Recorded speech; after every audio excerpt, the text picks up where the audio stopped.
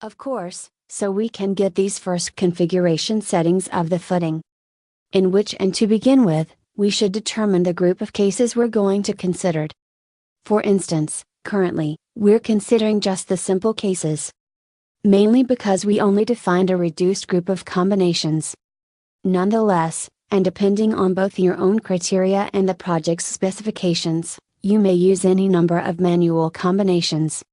But again, and for this particular model, we'll limit to simple cases only. And for which we find these group of dead and live loads. Including those of the analyses of wind and seismic ones. Here we've been the first recommended dimensions for this component. Or those we can see in this area.